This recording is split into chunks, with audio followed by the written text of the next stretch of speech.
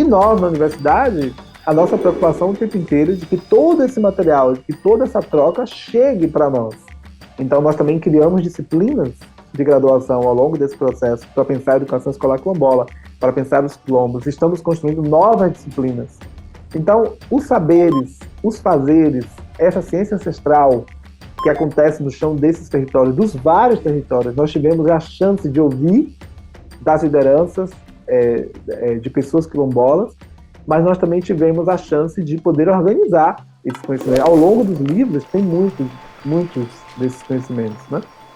Da história desses quilombos, tem material específico para trazer a ideia dos quilombos, tem os jogos, os materiais didáticos, as cartilhas que foram construídas pelas pessoas quilombolas, né? Por professores quilombolas, assim, que estão lá, estão trabalhando nas escolas quilombolas, e alguns delas quilombolas. Então, assim, foi muito rico, né? Então, foi desse jeito. Tem uma aula que eu gosto muito de lembrar dela, que foi oferecida por Gessiane Ambrosio, uma quilombola, do Rio de Janeiro, doutora em educação, e ela mostra como trabalhar a identidade, ela ensina para a gente como trabalhar a identidade quilombola com a educação infantil a partir de fotografias. Então, é um curso que ela vai dando, ela não vai só dizendo, pode trabalhar, ela vai mostrando como é que ela pega uma fotografia e a partir da fotografia ela trabalha a identidade, mas ela não deixa de trabalhar a escrita, ela não deixa de trabalhar a leitura, ela não deixa de trabalhar a matemática, ela não deixa de trabalhar a ciência. O Luiz, que é um professor do Vale do Ribeira, ele mostra para a gente como as lutas das comunidades quilombolas naquela região contra as barragens, como saber aprender as lutas, podem, a partir dessas histórias e dessas lutas, ele pode trabalhar física e química em sala de aula. Então, eu acho que tudo isso é o que, para mim, fica aí na questão das práticas para o trabalho escolar antirracista. Uma estratégia que a gente utilizou para poder motivar os estudantes a fazerem, a estarem nesses processos, nessas rodas de conversa e atentos a essas conversas em plena pandemia, em pleno modelo híbrido, foi fazer as trilhas griot. Então, a gente fez em formato de trilhas.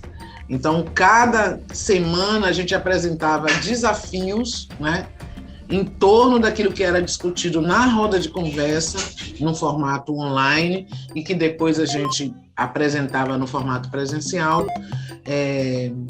Então, desafios como se fosse uma gincana, né? E isso foi uma estratégia exatamente para a gente conseguir motivá-los. Eu lembro que a gente fez uma oficina em que as pessoas cantaram músicas, né, que eles ouviram quando criança, né, e que trouxeram uma memória da sua negritude, né, da sua cultura quilombola, e que parece que no espaço escolar aquilo não era revelado, não era, vamos dizer assim, um ambiente para se pensar aquilo, um ambiente muito higienizado, muito europeizado, como se pensar, né, fosse só dentro daquele comportamento. Isso é um ponto que a gente entende importante daquilo que nós pesquisamos, sujeitos coletivos, né? Escola coletiva, escola não solitária, escola não isolada, mas escola que vai além das suas paredes. Então, isso a gente entende como sujeitos coletivos.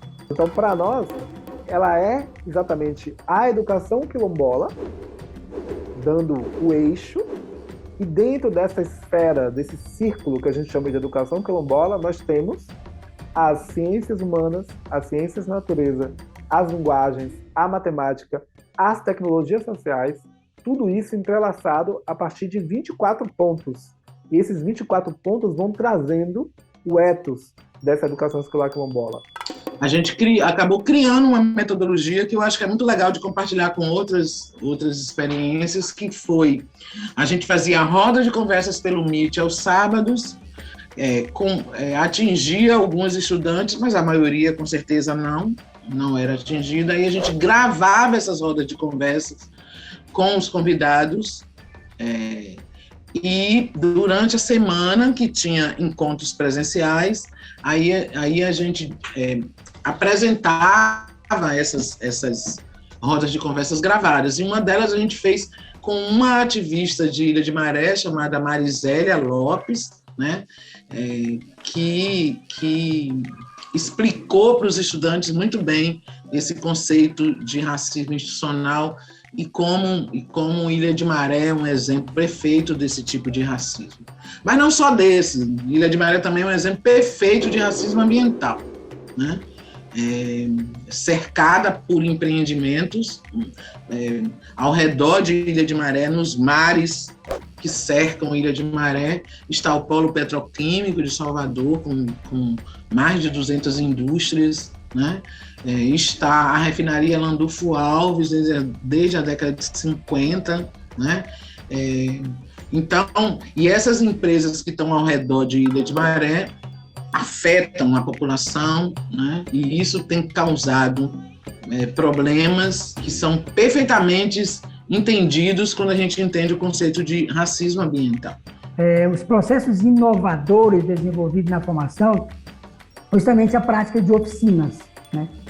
Tanto oficinas no que diz respeito a desenvolver metodologias, né? Trazer alguém, um professor, né? Da biologia, da história, da sociologia, né? De outras áreas, quanto aproximar o professor, o agente escolar, da comunidade, né? Como a gente fez isso? Propiciando diálogos entre aqueles chamados griots da comunidade, que eram os ancestrais. A comunidade tem uma coisa muito interessante, né? Que é o grupo de griots, né? Cada um é conhecedor de uma determinada área, da água, das ervas, né? Da história, da plantação, enfim. E a gente tentou aproximar, né, esse grupo dos griots. Como? Trazendo essas figuras a falar em algum momento, mostrando a importância, transformando essa oficina num diálogo entre a nova geração, né, que é os próprios alunos e os professores, com essa geração que detém, vamos dizer assim, um saber histórico, epistemológico, não necessariamente vinculado a uma teoria, mas enquanto prática, enquanto cultura, enquanto convivência, enquanto cotidiano. Eu sempre digo que a autonomia, a emancipação combina, é sinônimo para mim de liberdade.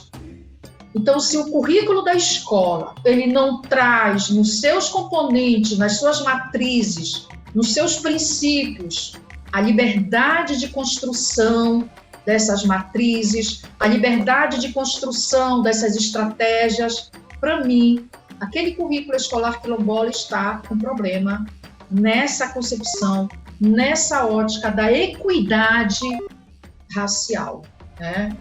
O nosso projeto ele é chamado de Poronga da Equidade, exatamente porque poronga, né? A professora Valdirene explica muito bem o que é poronga.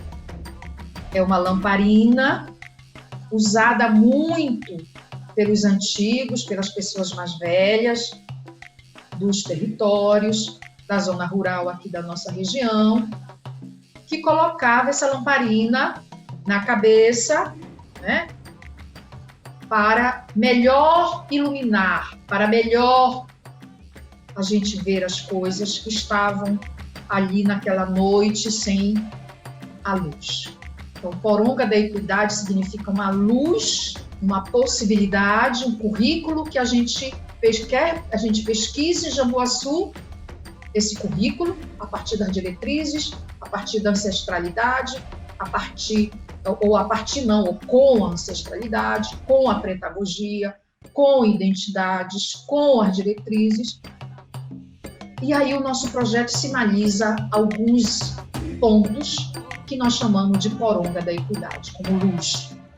Quais são as questões que eu diria, pensando que são emergentes, que o nosso estudo percebeu? A gente hoje está convencido de que nossos estudantes quilombolas, eles ainda não disputam nem as cotas.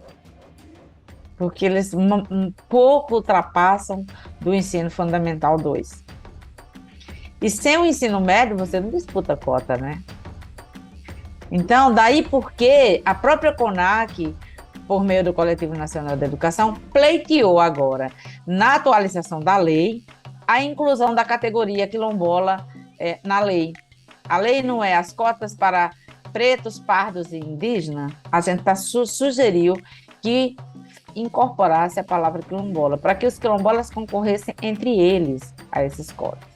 Então, eu acho que essas são questões que nós não tínhamos antes do projeto. Nós não tínhamos esse diagnóstico. Nós não sabíamos quantos alunos eram matriculados no ensino fundamental 2 e quantos alunos iam para o ensino médio. Nós agora estamos olhando aqueles que entraram há 3 anos no ensino médio, quantos saíram fora. Nós também vamos ter esse retrato, porque embora o projeto tenha encerrado, a pesquisa não encerrou. A pesquisa continua. Eu diria assim, que um impacto importante desse projeto é que, ao longo dele, eu fui convidado para fazer uma discussão no Conselho Estadual de Educação do Rio Grande do Sul. E isso foi fundamental para a gente, inclusive, mudar o referencial curricular gaúcho. O referencial curricular gaúcho não trazia o de 2021, nós publicamos um artigo também sobre isso. Tá? Esse artigo foi aceito, está publicado, né? Esse referencial curricular gaúcho de 2021, ele não trazia explicitamente as questões negras, quilombolas. E a partir dessas discussões, desses questionamentos, eu fui convidado para falar, tanto eu como a professora Carla Mendes. A professora Carla Mendes escreveu sobre a perspectiva da história. Eu escrevi sobre a perspectiva das ciências exatas. Esses movimentos do projeto, essas escutas, esses convites que foram feitos a nós, já como parte do projeto, foram cruciais para que mudasse o referencial curricular gaúcho. Hoje ele inclui a questão quilombola explicitamente, ele inclui as questões negras e, mais recentemente, semanas atrás, a Secretaria Municipal de Educação de Porto Alegre também mudou o seu referencial curricular para pela primeira vez, incluir a educação quilombola.